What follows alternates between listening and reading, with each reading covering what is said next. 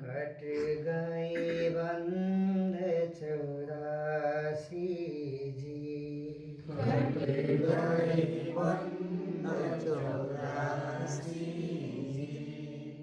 दिल में मेरे प्यार तेरा, दिल में मेरे प्यार तेरा, श्वासों में है नाम तेरा, श्वासों में है नाम तेरा, आँखों में तस्वीर तेरी, आँखों में तस्वीर तेरी, जीवन में है मस्ती भरी, जीवन में मस्ती भरी, जब से मिले मोहे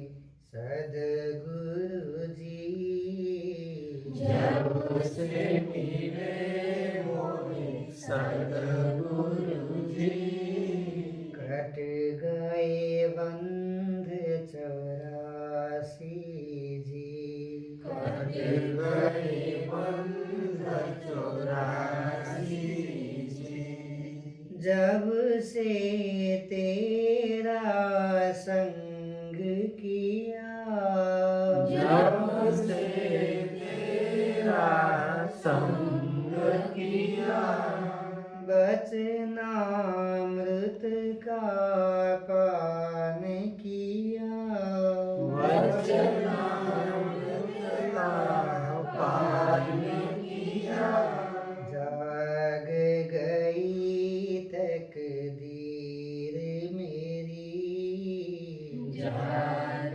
गई तकदीर मेरी, भाग गई भव पीर मेरी, भाग गई भव पीर मेरी, जब से मिले मोहे सद्गुरु जी, जब से मिले मोहे सद्गुरु जी, कट गए बंध 84 जी, कट गए बंध 84 जी, अब कछु और ना भावत है, अब कछु और भावत है, तेरे बिन सब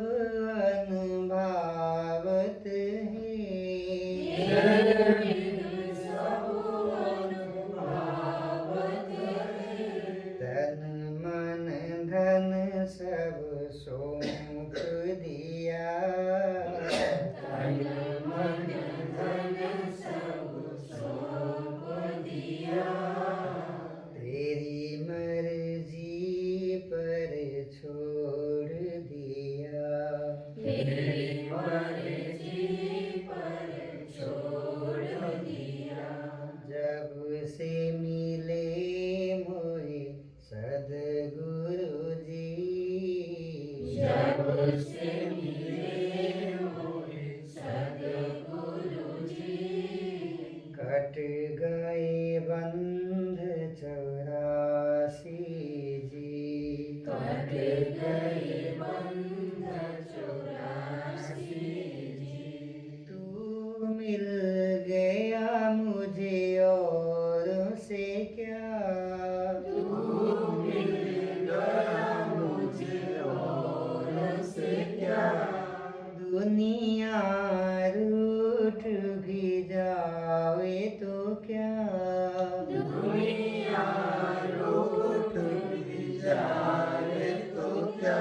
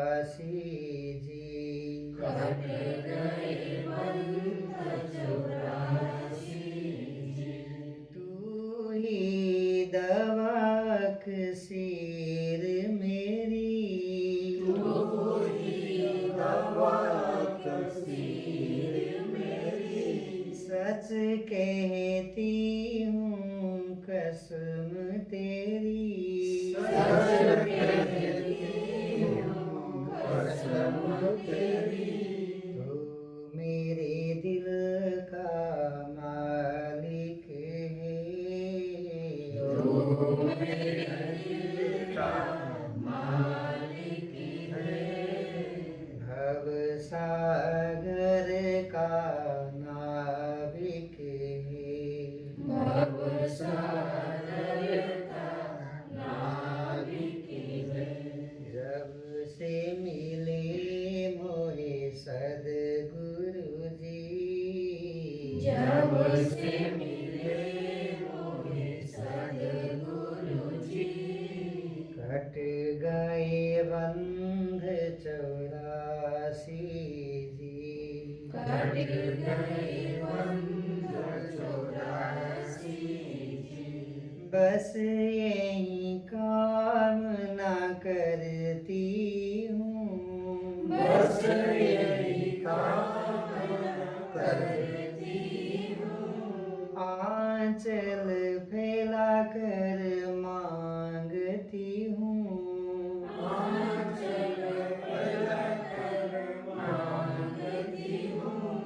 मिलता रहे सत्संग तेरा, मिलता रहे सत्संग तेरा, जाए ना कुसंग में मन मेरा, जाए न कुसंग में मन मेरा।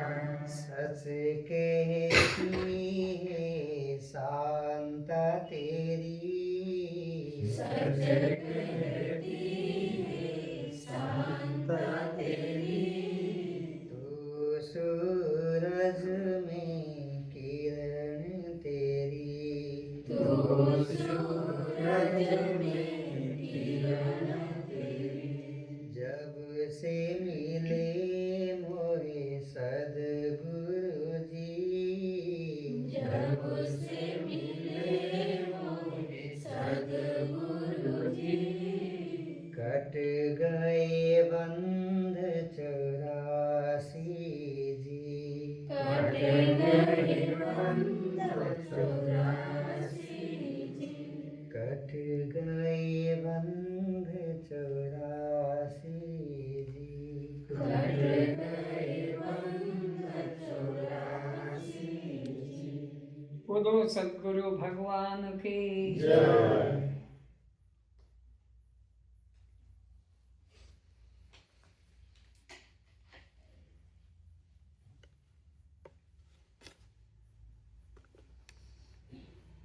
आत्म साक्षात्कार ग्रंथ का स्वाध्याय कर रहे हैं। प्रवक्ता वशिष्ठ मुनि जी हैं, श्रोता मुख्य रूप में राम जी हैं। राम जी प्रश्न करते हैं, वशिष्ठ मुनि समाधान देते हैं। राम जी पूछते हैं गुरुदेव से, हे गुरुदेव, ये आत्म साक्षात्कार क्या होता है? आत्म साक्षात्कार कैसे किया जाता है? जगत में जैसे पदार्थ हैं, इनको हम देखते हैं, सूरज को, चांद को, तारों को, वृक्ष को, पहाड़ों को, नदी को, पर्वत को। क्या आत्म साक्षात्कार इसी प्रकार का दृश्य है? यह मुझे समझ में नहीं आता। दया करके हे गुरुदेव, आप इस संशय का समाधान कीजिए। तब वशिष्ठ मुनि राम जी को समझाते हैं। क्या समझाते हैं? प्रातः काल से स्वप्न तक जो भी क्रिया होती है, सुबह से रात्रि तक, रात्रि से सुबह तक जो भी स्थूल क्रिया हो कि मन की सूक्ष्म क्रिया हो, सपना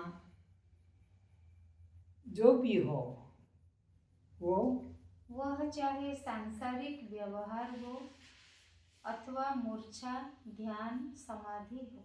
कि कोई भी प्रकार की अवस्था क्यों न हो, मूर्छा, ध्यान, समाधि हो कि वह स्वप्न हो, जागृत का व्यवहार हो अथवा स्वप्न का संसार हो, जो भी व्यवहार होता है, जो भी जाना जाता है, जो भी शब्द, स्पर्श, रूप आदि का ग्रहण होता है, जो भी साधन, प्रयत्न, चिंतन होता है, वह सब हमारे दृश्य मन से ही होता है।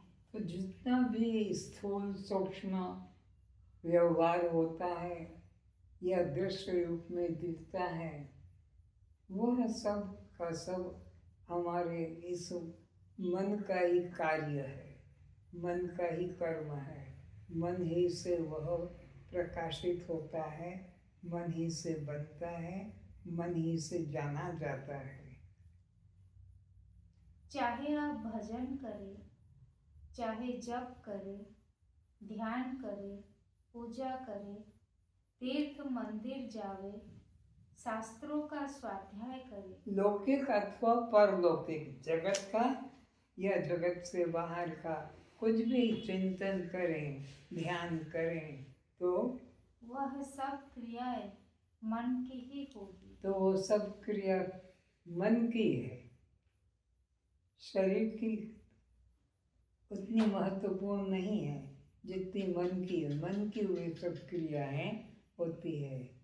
कुछ स्थूल क्रिया होती है, वो शरीर से हो जाती है, और बाकी सभी स्वप्नों की तरह, ध्यान की तरह वो मन से होती है। उसमें स्थूल क्रिया नहीं होती, मन का ही चिंतन होता है। यदि आप आत्मा को जानना चाहते हैं, आत्म साक्षात्कार करना चाहते हैं, तो मन के ऊपर, मन से परे, मन के पीछे जाना होगा। जगत में जो भी काम करना है, चिंतन करना है, वो सब मन के द्वारा हो जाता है। लेकिन अगर आपका विचार है कि मुझे आत्म साक्षात्कार करना है, आत्मदर्शन करना है, आत्म ध्यान करना है, तो वो मन के अंतर्गत क्रिया नहीं है। उसे मन के पार जाना होगा। आत्मा का साक्षात्कार मन के द्वारा नहीं, मन के द्वारा तो अनात्म जगत का ही चिंतन किया जा सकता है। आत्मा तो स्थूल वस्तु नहीं है जिसका मन से ध्यान कर सके। उसके लिए तो मन के पार होना है। मन की कोई भी क्रिया से मन के पार नहीं जा सकेंगे। तो मन की कोई भी क्रिया से मन के पार जीव कभी जा नहीं सकेगा। वो जीव मन के अंतर्गत ही रह जाएगी। वो क्रिया मन के भीतर ही रहेगी, मन के उस पार नहीं ले जा सकेगी।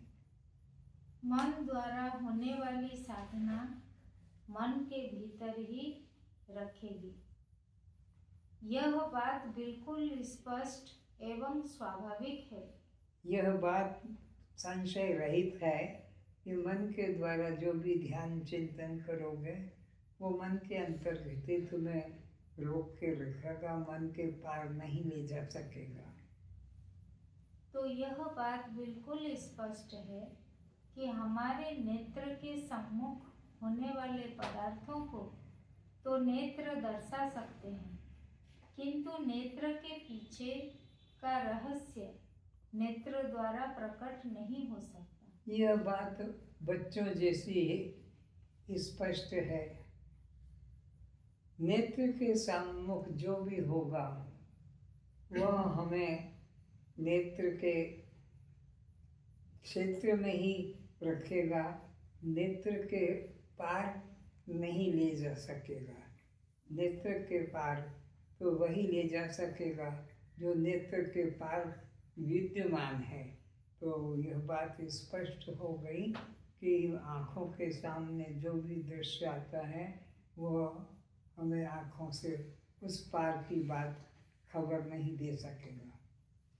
जो मन के पीछे सत्ता उपस्थित है उससे मन कभी परिचय नहीं करा सकेगा। जो सत्ता मन के पीछे विद्यमान है वह सत्ता अपने पीछे की बात कैसे बता सकेगी?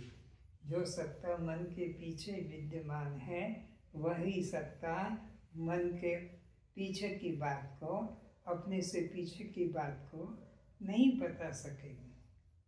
साक्षी भाव यह कोई मानसिक क्रिया या अवस्था विशेष नहीं है। तो ये साक्षी को जानने की जो इच्छा है, आत्मा को जानने की जो इच्छा है, यह कोई स्थूल क्रिया नहीं है कि बता दिया जाए कि ये चांद है, ये सूरज है, ये नदी है, ये पर्वत है। ऐसे वो दृश्य नहीं है। आत्मा कोई साक्षी, कोई दृश्य नहीं है। यह साधन साध्य तत्व नहीं है। साधन साध्य जो कुछ भी है सब अनित्य संसार। साधन से जो भी मिलता है वो सब जगत का पदार्थ है, नाशवान है। आत्मा जगत का पदार्थ नहीं है। यह साधन साध्य तत्व नहीं है, बल्कि यह साक्षी भाव स्वतः सिद्ध नित्य तत्व है। तो यह आत्मा स्वतः सिद्ध है, नित्य सिद्ध है, स्वयं अपना आप है, पराई वस्तु, भिन्न वस्तु नहीं है। यह एक ही वस्तु है जो मन की क्रिया नहीं है। यह एक ही वस्तु है जो मन की क्रिया नहीं, यानी मन के द्वारा नहीं जानी जा सकती है। बाकी संसार की सभी चीज़ें मन की क्रिया है, मन के द्वारा जानी जाती है। पर ये जो साक्षी भाव है, ये जो दृष्टा भाव है, ये जो आत्मा भाव है, ये चैतन्य भाव जो है, ये मन के पार का है। मन के इस पार संसार है और मन के उस पार साक्षी है। तो वह अपने पीछे की बात, मन अपने पीछे की बात कैसे बता सकेगा? मन के पीछे वह नहीं जा सकेगा, मन अपने पीछे नहीं जा सकेगा। यह साक्षी एक ही वस्तु है जो मन की क्रिया नहीं। यह तो मन की नित्य प्रकाशिका है। यह तो मन की प्रत्येक व्यक्ति का प्रकाशक है। सुखद है कि दुखद है, शुभ है कि अशुभ है, जो भी है, अच्छी या बुरी, उसका प्रकाशिका है। हर व्यक्ति का साक्षी प्रकाशिका है, प्रकाशक है। मन इसे नहीं बता सकता। यह साक्षी भाव ही साधक को आत्म भाव में प्रतिष्ठित कर सकता है। तो ये साक्षी भाव ही आत्म भाव में साधक को स्थापित कर सकता है, प्रतिष्ठित कर सकता है। जिन्होंने साक्षी भाव को जाना है उन्होंने ही आत्मा को जाना है, क्योंकि आत्मा से साक्षी, साक्षी से आत्मा भिन्न नहीं है। स्वरूप अज्ञान के कारण ही जीव आत्मा होते हुए अपने को देह संगत धर्म वाला जानकर बंधन को प्राप्त होता है। तो अनादिकाल से यह जीवात्मा अपने दृष्टा साक्षी आत्मा स्वरूप को न जानने के कारण ही, और इस देह को, अनात्मा को, दृश्य को, इस नाशवान शरीर को अपना मानने के कारण यह संसार बंधन में 84 लाख योनियों का दुख भोग रहा है। स्वप्न अवस्था के समय सब सत्य सा प्रतीत होता है, किंतु जागृत अवस्था होते ही सब असत भान हो जाता है। ये सबका रोज का अनुभव है। सपने में जो कुछ भी लगता है ऐसा ही लगता है जैसे जागृत में लेना देना, खाना पीना, मिलना बिछुड़ना, लाभ हानि, मान अपमान, सुख दुख, जिससे जागृत में, सपने में भी बिल्कुल ऐसा का ऐसा ही लगता है कि यह सत्य है, लेकिन सपना टूट जाने पर वह भी मिथ्या असत ही हो जाता है। किसी भी प्रकार की शुभाशुभ क्रिया स्वप्न टूटते ही बिना हर्ष शोक प्रदान किए स्वप्न दृष्टा को मिथ्या रूप निश्चय में हो जाती है। स्वप्न दृष्टा को अरे छोड़ो वो बात, सपने की बात है, अरे छोड़ो वो सपने की घटना है, तो वो सत्य नहीं। ऐसा स्वप्न दृष्टा को खुद को ही पता लग जाता है कि वो मिथ्या है। लेकिन जिसने स्वप्न देखा वह स्वप्न दृष्टा स्वप्नवत असत्य नहीं है। लेकिन स्वप्न को जिसने देखा है वह स्वप्न दृष्टा स्वप्न की तरह मिथ्या नहीं है, वो सत्य ही है जिसने देखा है। जो दिखा है वो सत्य नहीं, जो दिखाई पड़ा है वो सब कल्पना झूठा मिथ्या है, लेकिन जिसने देखा है उसका देखना सत्य है। वह झूठा होता तो स्वप्न के समान होते ही वहाँ के हुए अनुभव का स्मरण पुनः जागृत अवस्था में उसे नहीं होता। वो झूठा नहीं है। स्वप्न को जिसने देखा है, स्वप्न झूठा है पर स्वप्न को जिसने देखा वो झूठा नहीं है। अगर वो झूठा होता तो सपना टूटते ही जैसे सपना अदृश्य हो जाता है तो वो स्मृति भी सपने की विस्मृति हो जानी चाहिए थी। लेकिन आज का स्वप्न को हम महीनों तक भी दोहरा सकते हैं, तो जिसने देखा है वो सत्य है, जो दिखाई पड़ा वो सत्य नहीं है। बिना देखी भोगी वस्तु का स्मरण ध्यान संभव नहीं। बिना देखी वस्तु का, बिना भोगी वस्तु का ध्यान याद संभव नहीं।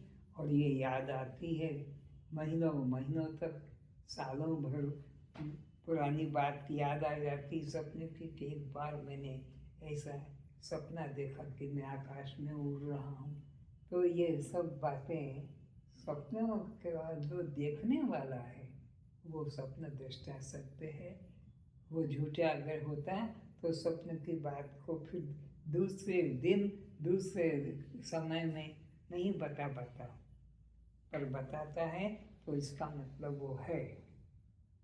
जैसे आपको वृद्ध अवस्था में भी बचपन, किशोर, युवा तथा प्रौढ़ अवस्था की घटनाओं का स्मरण समय समय पर स्वतः ही अथवा चाहने पर हो जाता है।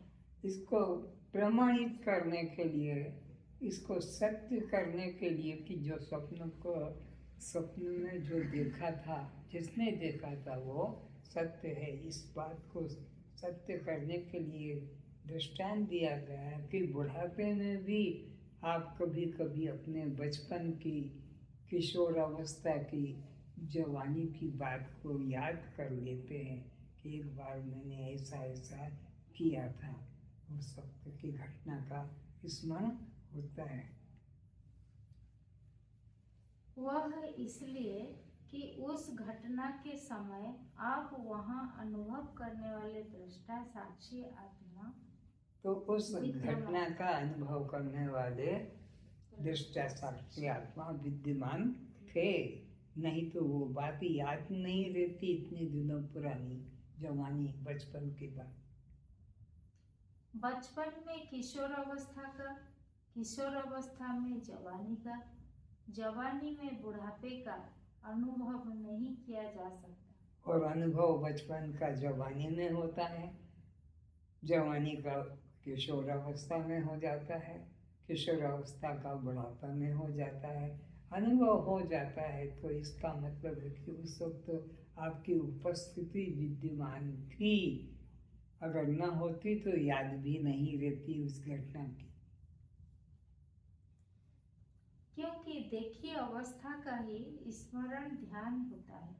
जो अनदेखी वस्तु है, जिसको कभी देखा नहीं, आप उसकी कल्पना भी नहीं कर सकते हो, आप उसका ध्यान भी नहीं कर सकते हो। और ध्यान उसी का होता है जो देखी गई वस्तु है। जहाँ आप विद्यमान नहीं थे वहाँ का स्मरण ध्यान में हो सकेगा। जहाँ आप नहीं थे, विद्यमान नहीं थे, उस घटना का, उस अवस्था का आपको फिर ध्यान चिंतन भी नहीं हो सकेगा। और हो रहा है इसका मतलब कि आपकी उपस्थिति विद्यमान थी। बचपन, युवा, वृद्धावस्था देह पर प्रकट हुई एवं अदृश्य हुई, किंतु इस सब घटनाओं के प्रकाशक तुम साक्षी आत्मा ना कहीं गए ना आए। देह के ऊपर ये सब घटनाएं, बचपन है, किशोर है, युवा है या रोग भोग है, ये घटनाएं घटती हैं, लेकिन तुम विद्यमान रहते हो, तुम्हारा अभाव नहीं होता है। फिर से बचपन, युवा, वृद्धावस्था देह पर प्रकट हुई एवं अदृश्य हुई। रोग आया, चला भी गया, टांग टूटी, जुड़ भी गई, ऑपरेशन हुआ, ठीक हो गया, ये सब होती है, घटना घटती है, तब तुम वहाँ पर विद्यमान रहते हो।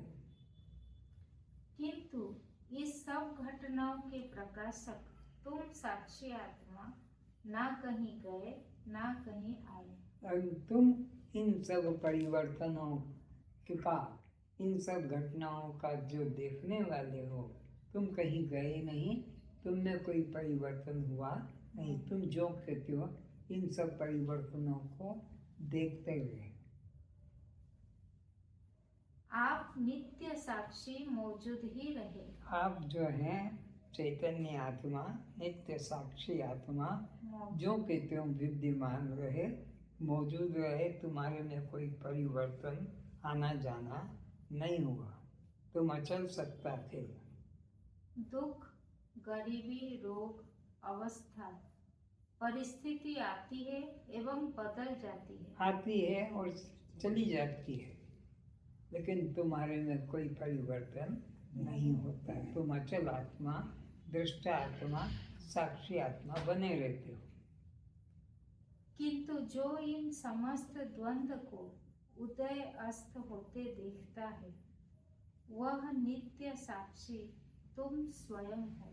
जो इन सब घटनाओं के उदय अस्त को होने को देख रहा है, वह तुम जो कहते हो अचल सत्ता विद्यमान रहते हो, तुम्हारे में इन परिवर्तनों से कोई अंतर नहीं होता। सर्दी जैसे सूर्य का प्रकाश धर्म नित्य बना रहता है, जैसे सूर्य का प्रकाश धर्म नित्य बना रहता है, चाहे रात हो या दिन, वर्षा हो या सर्दी, आकाश निर्मल हो या बादलों से घिरा हो।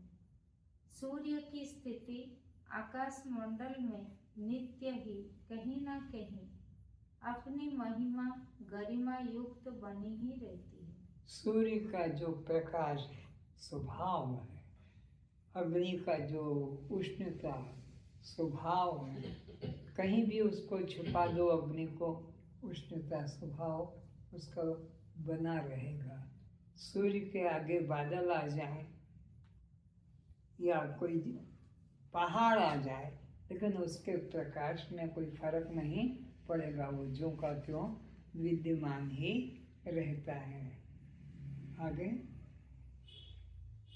तो हमारी दर्शन प्रकाशन की क्षमता सत्ता भी विद्यमान ही रहती है। तो इसी तरह हमारी जो जानने की, जनाने की जो स्थिति है, वो स्थायी रहती है, उसमें कोई परिवर्तन, बदलाहट नहीं आती है।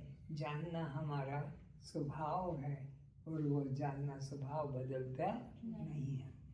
यही साक्षी स्वरूप है। यही साक्षी का स्वभाव है, स्वरूप है, और यही तुम हो। हमारा अंतःकरण रात गहरी निद्रा में बेहोश हो जाता है, तो भी हमारे प्रकाश की सहायता पाकर जागृत में कहता है कि रात बहुत गहरी नींद में था, कुछ पता न चला, किंतु बहुत आनंदपूर्ण निद्रा आती रही। उस आनंदपूर्ण स्थिति को एवं अज्ञान अवस्था को जिसने जाना, प्रकाशित किया, वह साक्षी आत्मा है और वह तुम स्वयं हो। जिसने गहरी नींद का अनुभव किया, सुख का अनुभव किया, वो साक्षी आत्मा चेतन तुम स्वयं आत्मा हो। मन, इंद्रिय, प्राण, शरीर परिवर्तनशील है, किंतु इन समस्त परिवर्तनों का प्रकाशक साक्षी जो सब है। देखने वाला है वो स्थायी है, उसमें कोई परिवर्तन नहीं आया। दिन, रात, सुबह, शाम सब में परिवर्तन होता है, लेकिन इन सब परिवर्तनों का जो देखने वाला, जो चेतन तत्व आत्मा है, वह अपरिवर्तनशील है, वो स्थायी है और वह तुम हो। इसलिए साक्षी आत्मा विकारी परिवर्तनशील मन का अंश नहीं है। आप मन की समस्त क्रिया, चिंतन एवं अवस्थाओं को उसके पीछे से देखते जानते रहते हैं। आप शांत अवस्था में बैठे हुए अंतःकरण के भीतर चलने वाले विचारों की भीड़ को अच्छी तरह उसी प्रकार चलते, सरकते, दौड़ते देख लेते हैं। तो तुम मन के पीछे विद्यमान रहते हो और मन में जो भी विचार अच्छे बुरे, पुण्य पाप, लाभ हानि, धर्म अधर्म के होते हैं, उनको अच्छी तरह से देखते जानते रहते हो। तुम्हारे जानने में कोई अंतर नहीं पड़ता है, जानना तुम्हारा स्वभाव है।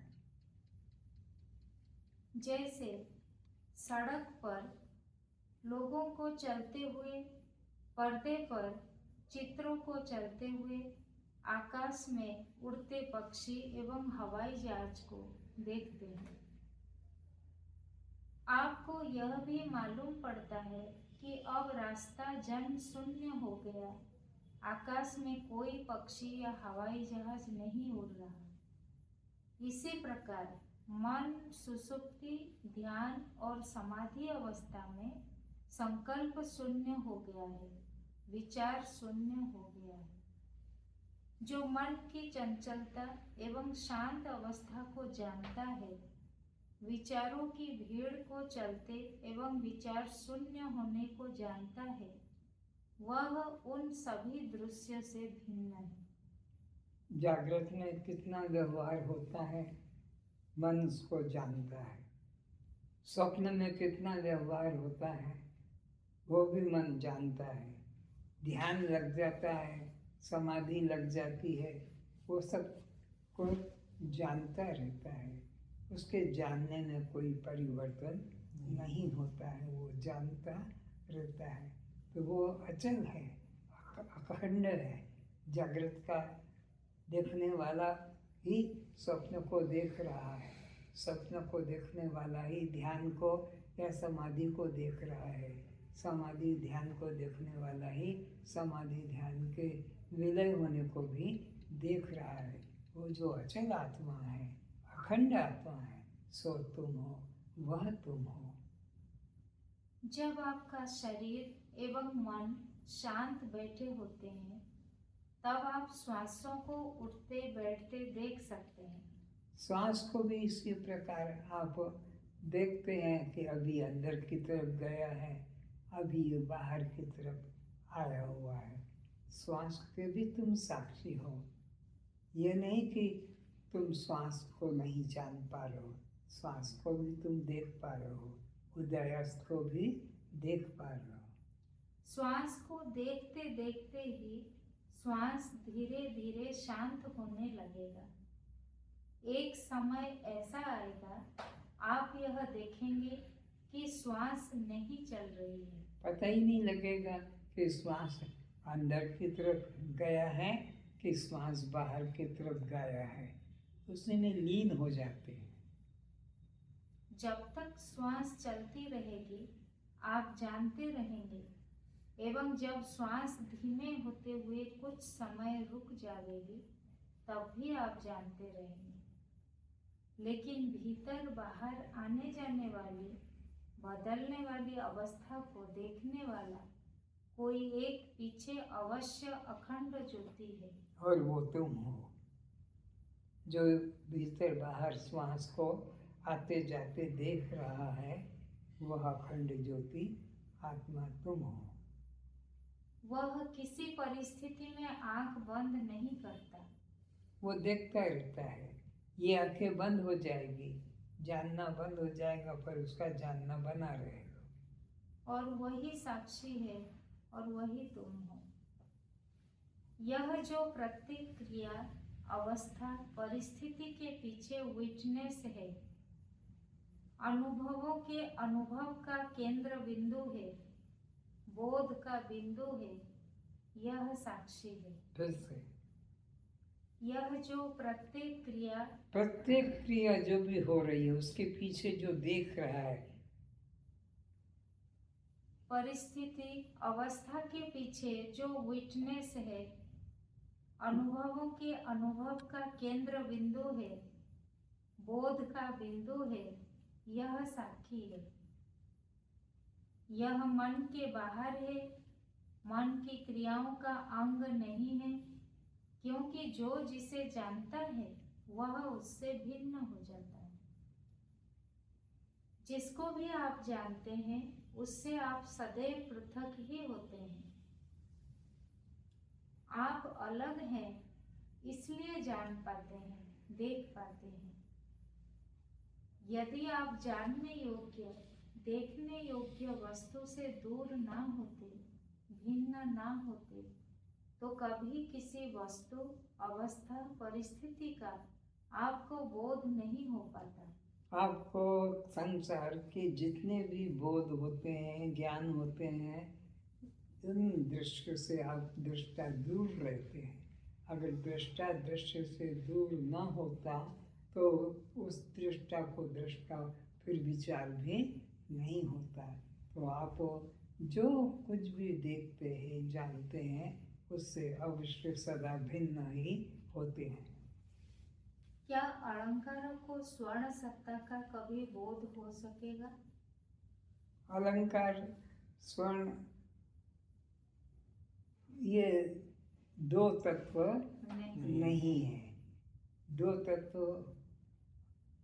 होते तो उसको बोध हो जाता, लेकिन ये एक ही तत्व के दो नाम हैं। इसी प्रकार क्या मछलियों को जल का बोध हो सकेगा? मछली कभी जल की गहराई को, जल के दृश्य को देख नहीं सकेगी, क्योंकि मछली और जल दो तत्व नहीं है, एक ही तत्व के दो रूप हैं। कभी नहीं, क्योंकि वे अलंकार स्वर्ण से एवं जल से मछलियां भिन्न वस्तु नहीं। एक बार जिसे हमने पहचान लिया है, फिर हम उन्हें देख पहचान लेते हैं कि यह चेन है, चूड़ी है, अंगूठी है, क्योंकि हम उस देखी गई, जानी गई वस्तु से अलग हैं। परंतु हम अपने से दूर नहीं, पृथक नहीं, इसलिए हम को, मैं को कभी नहीं देख सकेंगे। तो मैं और हमको कभी भी हम देख नहीं सकेंगे। क्यों? क्योंकि दो होते तो देखा जा सकता था, पर हम ही हैं। मैं ही हूँ, मैं मुझसे अलग नहीं हूँ। विज्ञाता रमरे केन विजानीयात। जो सबको जानता है उसको तुम किससे जानोगे? तो तुम वो तत्व हो जो सबको जानने वाले हो। अब तुम अपने को किससे जानोगे? तुमसे भिन्न कोई जानने वाला नहीं है, तुम ही सबको जानने वाले हो। साक्षी को आप कभी नहीं देख सकेंगे, वह जो समस्त देह संघात के पीछे प्रकाश रूप से विद्यमान है, उस स्वयं साक्षी को स्वयं कभी नहीं देख सकेंगे। जैसे अग्नि का धर्म जलाना स्वयं को जलाने का कभी हेतु नहीं होता। सबको जलाएगी, लेकिन स्वयं को कैसे वो जलाएगी? जलाना तो उसका स्वभाव धर्म है। तो जानना तो तुम्हारा स्वभाव है, तुम अपने आप को कैसे जानोगे? जानना ही तुम्हारा स्वभाव है। सूर्य सबका प्रकाशक तो है, परंतु सूर्य अपने प्रकाश का प्रकाशक नहीं हो सकता। इसी प्रकार सबको जानने वाला स्वयं को कैसे जानेगा? असीम को जान लेना तो असीम को सीमित बना देने जैसा कार्य होगा। असीम अपने द्वारा ना जाना जा सके, इसी में उसका गौरव है, महानता है। यदि वह स्वयं से स्वयं की सीमा परिधि जान लेता है, तब वह असीम नहीं ससीम हो सकेगा, सीमित हो जाएगा। साक्षी आपका स्वरूप है, आप अपने को नहीं देख सकेंगे। जो दिखाई पड़ जाता है दर्पण आदि माध्यम से, वह आप नहीं है, वह तो दृश्य देह संघात है। आप उसके साक्षी भिन्न है। आप जिसे देख लेंगे दर्पण आदि उपाधि द्वारा, वो फिर साक्षी नहीं होगा। शेविंग करते हैं, चेहरा बनाते हैं, बाल बनाते हैं, बिंदी लगाते हैं, अलंकार पहनते हैं, वो सब प्रतिबिंब है, वो दृश्य है, वो तुम नहीं हो। साक्षी तो वही होगा जो देख रहा है। साक्षी कौन होगा? जो देख रहा है, जिसकी दृष्टि में सब ये दृश्य गुजर रहे हैं। और जो दिखाई पड़ रहा है वह तो दृश्य, अनात्मा, जड़, वो प्रतिबिंब है, अनात्मा है, जड़ है। इस साक्षी भाव में मन बुद्धि को स्थित कर देना ही साक्षी स्थिति को प्राप्त कर देना कहा जाता है। फिर से इस साक्षी भाव में मन बुद्धि को स्थित कर देना कि यह मैं हूँ, इसमें मन बुद्धि को स्थित कर देना, यही साक्षी स्थिति को प्राप्त कर लेना कहा जाता है। प्राप्तस्य प्राप्ति कहा जाता है। साक्षी को पाना अप्राप्तस्य प्राप्ति जैसी दृश्य वस्तु नहीं है। फिर से साक्षी को पाना अप्राप्तस्य प्राप्ति जैसी दृश्य वस्तु नहीं है। पहले अप्राप्त थे, अब उसको हमने प्राप्त कर लिया, ऐसी वो वस्तु नहीं है। वो प्राप्त से प्राप्ति, वो पहले से ही प्राप्त था और उसी को ही हमने प्राप्त किया है, इसलिए उसको प्राप्त से प्राप्ति कहते हैं। अप्राप्त से प्राप्ति साक्षी को पाना नहीं। देह संघात के पीछे या भीतर एक ही रहस्यमय वस्तु है और वह है साक्षी। जिस मात्रा में आप में साक्षी का भाव गहरा होता चला जाएगा, आप मन के बाहर अपने को अनुभव करने लगेंगे। जिस क्षण देह जाति नाम की तरह संशय रहित साक्षी भाव प्रतिष्ठित हो जाएगा, उस क्षण मन अमन हो जाएगा। वहां मन नाम की कोई लहर प्रतीत नहीं होगी। जब वो साक्षी चैतन्य आत्मा में हूँ, ऐसा जब आपको निश्चय हो जाएगा, तो वहाँ पर मन नाम की कोई सत्ता अलग से नहीं रहेगी। याद रखें, आपने भले बहुत धर्म संस्थानों को खोला हो, मंदिर, धर्मशाला, अस्पताल बनवाए हो, तालाब कुएं खुदवाए हो, वृक्षारोपण किया हो, पूजा पाठ करते हो, अन्न क्षेत्र द्वारा लाखों को मुफ्त भोजन, वस्त्र आदि प्रदान करते हो और धर्म का प्रचार भी करते हो, ईश्वर संबंधी चर्चा प्रवचन करते हैं, किंतु यह मत सोचना कि इन सब शुभ एवं लोक प्रशंसात्मक कार्यों का धर्म से कोई भी संबंध है।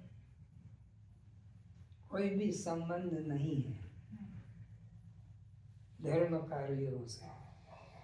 धर्म का संबंध तो उस एक के होने से है जिसने इन सब शुभ अशुभ लोक प्रशंसात्मक अथवा लोक निंदक कार्यों को होते हुए देखा है। वो है धर्म। धीरे अनेनिति धर्म, जिसने सबको देखा है, सबको धारण किया है, वो धर्म है। और वो आत्मा तुम स्वयं हो, जिसने इन सब परिवर्तनों को, क्रियाओं को धार्मिक क्रियाओं के नाम पे जाना है। जब तुम कुछ करते हो तो तुम्हारे भीतर कोई जानता है कि यह सब हो रहा है। वह जो सब क्रियाओं का साक्षी है, जो देह संघात की समस्त क्रियाओं के भाव अभाव का प्रकाशक है, वह जो सबके भीतर तिल में तेल, दूध में घृत, काठ में अग्नि, मेहंदी ये जैसे मिले हुए हैं, दूध में घी मिला है, तिल में तेल मिला हुआ है, या मेहंदी में रंग छुपा हुआ है, इसी तरह पुष्पों में सुगंध मधु की तरह छुपा बैठा देख रहा है। अगर उसमें सोहम धारणा कर लो तो तुम परम धाम को उपलब्ध हो गए। कितनी सुंदर बात, कितनी सहज बात कही थी कि दूध में जैसे घी छुपा हुआ है, मेहंदी में रंग छुपा है, पुष्प में गंध छुपी है, गन्ने में मधुरता छुपी है, इसी तरह से अगर उसमें सोहम धारणा कर लो, इसी तरह उस चेतन तत्व में जो सबको देख रहा है, जान रहा है, उसी में ये भाव करो कि सोहम आत्मा, तो तुम जीवन धन्य हो गया, तुम कल्याण हो गया। जो सबको देख रहा है, सब परिवर्तनों को, जिसके सामने बचपन से अभी तक के सब परिवर्तन हुए हैं, जिसमें सब छुपे, सोहम वो मैं हूँ, ये भाव कर लो तो तुम्हारा कल्याण हो गया। केवल मंदिर बनवाने, पूजा करने, पाठ करने, कीर्तन करने में तुम धार्मिक नहीं होते। इससे तुम धार्मिक नहीं बनोगे। ये एक मिथ्या अहंकार हो जाएगा कि मैंने इतना दान दिया, मैंने अन्न क्षेत्र चलाया, हॉस्पिटल चलाए, ये इससे तुम धार्मिक नहीं बनोगे। फिर से यह केवल मंदिर बनवाने, पूजा करने, पाठ करने, कीर्तन करने में तुम धार्मिक नहीं होते हो। धर्म में तुम तब होते हो जो मंदिर बनाने, पूजा करने को भी भीतर से देखता रहता है। वो जो अंदर बैठकर सब क्रियाओं को देख रहा है, वो देखने वाला जो है वो मैं हूँ, ऐसा जो भाव आएगा वही धार्मिकता है। उसी साक्षी को सोहम रूप से जिस क्षण आप उपलब्ध होते हैं, तभी आप धर्म में प्रतिष्ठित होते हैं। बाकी सब शुभ कार्य है लोक कल्याणार्थ, किंतु नीच कल्याणार्थ नहीं। बाकी सब काम जगत के लोगों को शुभ मार्ग बताने के लिए साधन है, लोक कल्याण के कर्म है। तुम्हारा कल्याण का कर्म तो कब होगा? जो इन सब परिवर्तनों को देख रहा है, जिसके सामने सब ये घटनाएं घट रही है, वो मैं हूँ। वह जो भीतर से जान रहा है कि विचार चल रहे हैं, शरीर चल रहा है, श्वास चल रहा है, पूजा पाठ चल रही है, वह जो जान रहा है वही साक्षी है और वही तुम हो, जिससे सबका बोध हो रहा है, जो सदा होश में है। सीधी सी सरल सी बात है, जो होश में है, जिसको सब परिवर्तनों का पता लग रहा है, वह तुम हो बस इतना करके जानो। जिसकी उपस्थिति में सब कार्य होते रहते हैं, वही साक्षी तुम्हारा स्वरूप है, जिसे तुम साधन पुरुषार्थ द्वारा प्राप्त करते हो, स्वप्न दृश्यवत निर्माण करते हो, चक्रों के दर्शन करते हो, जिसकी मूर्ति या चित्र मंदिर या मस्जिद इमारत खड़ी कर लेते हैं, वह ना तो साक्षी है, ना साक्षी की विद्यमानता का अनुभव केंद्र हो सकता है। साधन से नहीं सिद्ध आत्मा, स्वयं सिद्ध है आप रे। आत्मा स्वयं सिद्ध है, वो किसी साधन क्रिया से सिद्ध होने वाला कि इतने जप कर लिए, इतने पूजा कर ली, इतना मंदिर कर दिया, इतना दान कर दिया तो मेरे को आत्मा दर्शन हो गया, ऐसा नहीं हो। तो स्वयं सिद्ध है, उसके प्रकाश में सब काम हो रहे हैं। आपकी सबसे गहरी स्थिति है साक्षी, इनर मोस्ट, जहाँ आप थे, जहाँ आपका होना है, जो आपका स्वरूप है, उसमें प्रतिष्ठित हो जाना ही धर्म है। बाकी सब कर्मों से आपके कल्याण का बाहरी संबंध है, लेकिन गहरी संबंध नहीं।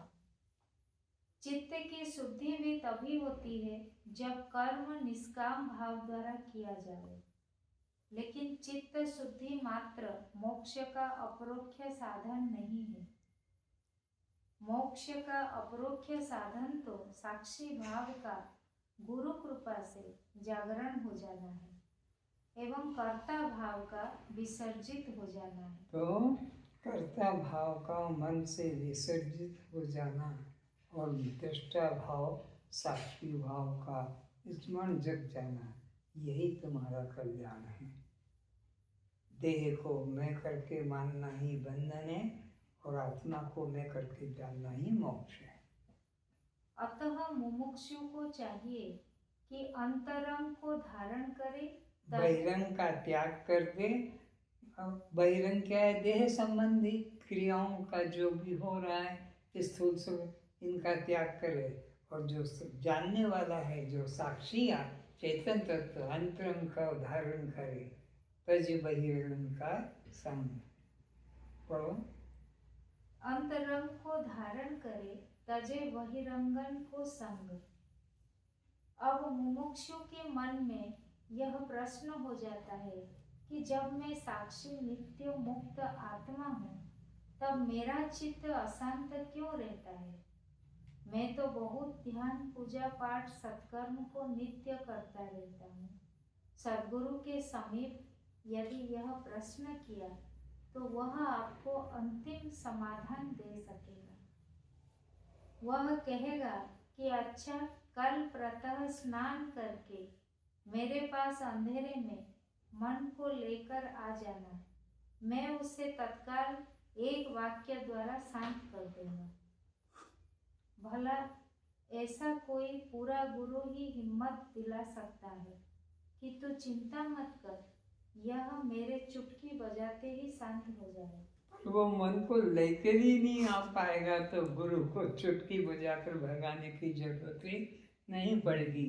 गुरु बुद्धिमान चालाक था, तो जिस शिष्य के मन में ये प्रश्न गुरु से हुआ कि मैं तो इतना ध्यान समाधि करता हूँ, ग्रंथ पढ़ता हूँ, आपके पास रहता हूँ, सेवा करता हूँ, फिर मेरा मन अशांत क्यों रहता है?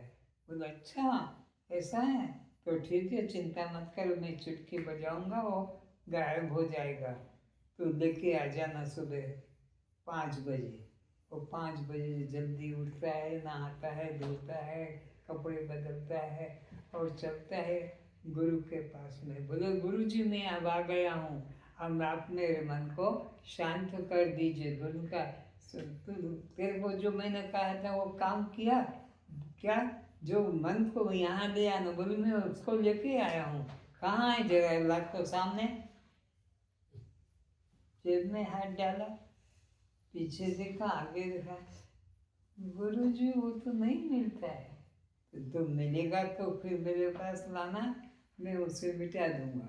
मन नाम की वस्तु है ही नहीं, ये बस निश्चय करना ही मन का होना है। जिज्ञासु सद्गुरु के समीप जब पहुंचता है तब उससे पूछा जाता है कि क्या तू अपने साथ चित्त को लेकर आया है? तू चित्त मेरे सामने खड़ा कर, मैं अभी उसे शांत कर देता हूँ। बहुत सुंदर। आंख बंद कर जिज्ञासु चित्त को खोजने लगा, किंतु उसे चित्त का दर्शन नहीं हुआ। थोड़ी देर बाद तुम्हें गुरुदेव से कहना ही होगा कि मैंने चित्त को बहुत खोजा, किंतु वह मिलता ही नहीं। जो मिलता ही नहीं वो शांत हो गया। तुम खोजने की चेष्टा करोगे तो वह कहीं मिलने वाला नहीं है। भीतर जब भी किसी को खोजने जावेंगे तो सबके पीछे, सबके शेष में साक्षी को ही, स्वयं को ही पाएंगे। केवल खोजने वाला साक्षी ही रह जाएगा। तुम ही रह जाओगे, खोजने वाले साक्षी तुम ही हो। तुम्हारे अलावा और कोई वहाँ मन नाम की अलग स्वतंत्रता नहीं है। चित्त को नहीं पाया जाएगा। सोए हुए चेतन अंश का नाम ही चित्त है। जो अंश सोया हुआ है चैतन्य का, उसको चित्त कहते हैं, और जो जागा हुआ अंश है उसका चेतन कहते हैं। उसका नाम है साक्षी। चित्त चेतन की ही एक मूर्छित अवस्था है, अन्य कुछ नहीं है। ये दो तत्व मत समझो कि चित्त अलग है, चेतन अलग है। जब धीरे धीरे साक्षी भाव में प्रतिष्ठित हो जाएंगे तो पाएंगे मन नाम की कोई वस्तु ही नहीं है। आत्मा ही भीतर है और वह ही तुम हो। यह साक्षी भाव मन की वृत्ति नहीं, दृष्टा, प्रमाता, ज्ञाता, ध्याता की तरह है। साक्षी भाव के पूर्ण जागरण को सहज समाधि, मनोनाश, अमन आदि नामों से पहचाना जाता है। वही तू स्वयं है। इतना ही। कस्त्वं मनो बुद्धि चित्त अहंकार नाम अनात्मा। मनो बुद्धि चित्त अहंकार नाम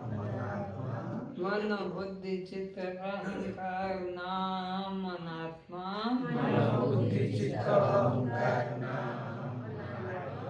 मन बुद्धि चित्त अहंकार नाम अनात्मा। मैं तो सत्य चित्त आनंद आत्मा हूँ। मैं तो सत्य चित्त आनंद आत्मा हूँ। मैं तो सत्य चित्त आनंद आत्मा हूँ। मैं तो सत्य चित्त आनंद आत्मा हूँ। मैं तो सत्य चित्त आनंद आत्मा हूँ। मैं तो सत्य चित्त आनंद आत्मा हूँ। मैं तो नित्य शुद्ध बुद्ध मुक्त आत्मा हूँ। मैं तो नित्य शुद्ध बुद्ध मुक्त आत्मा हूँ। मैं तो नित्य शुद्ध बुद्ध मुक्त आत्मा हूँ। मैं तो नित्य शुद्ध बुद्ध मुक्त आत्मा हूँ। मैं तो नित्य शुद्ध बुद्ध मुक्त आत्मा हूँ। मैं तो नित्य शुद्ध बुद्ध मुक्त आत्मा हूँ। मैं तो सत्य चित्त आनंद आत्मा हूँ। मैं तो सत्य चित्त आनंद आत्मा हूँ। मैं तो सत्य चित्त आनंद आत्मा हूँ। मैं तो सत्य चित्त आनंद आत्मा हूँ। मैं तो मन बुद्धि चित्त अहंकार नाम अनात्मा। मैं तो मन बुद्धि चित्त अहंकार नाम अनात्मा। मैं तो मन बुद्धि चित्त अहंकार नाम अनात्मा। मैं तो मन बुद्धि चित्त अहंकार नाम अनात्मा। कस्त्वं तो भूख प्यास किसको? जन्म मरण किसको?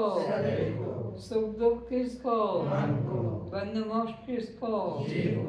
मैं तो नित्य शुद्ध बुद्ध मुक्त आत्मा हूँ। मैं तो नित्य शुद्ध बुद्ध मुक्त आत्मा हूँ। मैं तो नित्य शुद्ध बुद्ध मुक्त आत्मा हूँ। मैं तो नित्य शुद्ध बुद्ध मुक्त आत्मा हूँ। मैं तो सत्य चित्त आनंद आत्मा हूँ। मैं तो सत्य चित्त आनंद आत्मा हूँ। मन बुद्धि चित्त अहंकार नाम अनात्मा। मन बुद्धि चित्त अहंकार नाम अनात्मा। मन बुद्धि चित्त अहंकार नाम अनात्मा। मन बुद्धि चित्त अहंकार नाम अनात्मा। मैं तो सत्य चित्त आनंद आत्मा हूँ। मैं तो सत्य चित्त आनंद आत्मा हूँ। कस्त्वं दृष्टा साक्षी आत्मा हूँ। ओम शांति शांति।